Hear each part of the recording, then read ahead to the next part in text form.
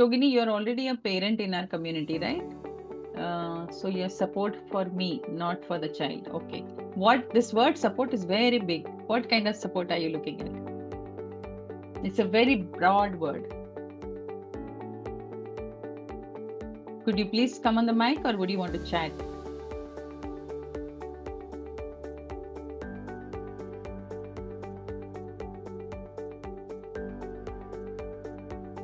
I want to keep calm while dealing with my daughter. All right, great. So in this workshop, what you would get is reasons why the child is like this, right? If you want to know more, we can discuss that on a one-on-one level. How do you keep yourself calm? Okay. But once you understand the difficulty of the child, how much the child is suffering, automatically your approach to the child will change.